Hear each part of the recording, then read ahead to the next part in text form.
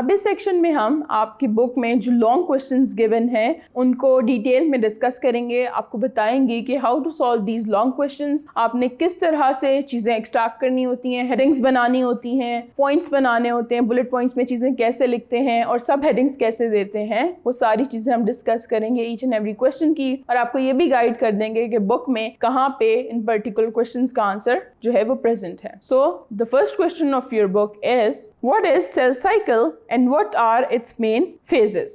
अब इसमें इन्होंने आपसे पूछा है कि सेल साइकिल क्या है और उसके मेन फेजेस क्या हैं। But now this is a long question, आप सिर्फ फेजेस के नाम नहीं लिख सकते। अगर तो आपसे कोई शॉर्ट क्वेश्चन में पूछ रहा है तो आप बस नाम लिख के ख़त्म कर देंगे, लेकिन लॉन्ग क्वेश्चन में आपको थोड़ी डिटेल्स बतानी है। सो आप करें ये कि आप बुक के पेज नंबर 87 पे जाएं और वहाँ से लेकर 90 तक इसका आंसर मौजूद है। स्टार्ट हो रहा है ये 5.1 सेल साइकिल से, तो आपने सबसे पहले सेल साइकिल की मार्कर से अच्छी सी हेडिंग देनी है, उसको अंडरलाइन करना है और उसमें बताना है कि cell cycle is the series of events from the time a cell is produced until it completes mitosis and produces new cells। उसके बाद आप हेडिंग देंगे एक और phases of cell cycle की। अब उसके नीचे आप लिखेंगे कि there are two major phases, उसमें बताएंगे interphase and M phase that is mitotic phase. अब उसके बाद एक और हेडिंग आ जाएगी इंटरफेज की और बताएंगे पहले कि इंटरफेज होता क्या है, फिर इंटरफेज के अंदर जो फेजेस एग्जिस्ट करते हैं वो आप 1 by 1 हेडिंग देंगे, G1 phase, S phase, G2 phase,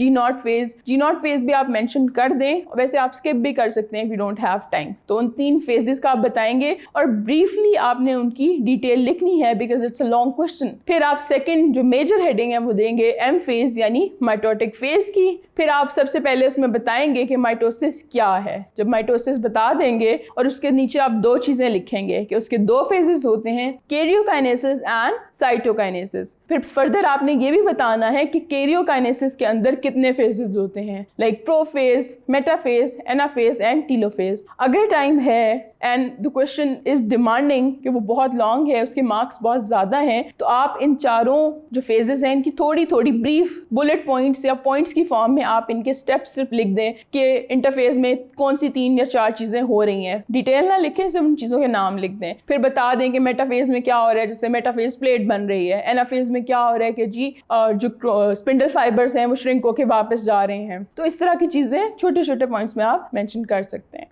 और अगर आप चाहते हैं कि आप इन चीज़ों को डिटेल में, इन कॉन्सेप्ट्स को अच्छे से समझ सकें, तो आप मेरे चैप्टर नंबर 5 की वीडियो भी देख सकते हैं जो मैंने माइटोसिस और सेल साइकिल के बारे में कम्प्लीटली बनाई है और उसमें चीज़ें, इन कॉन्सेप्ट बहुत अच्छे तरीके से एक्सप्लेन हुए हैं।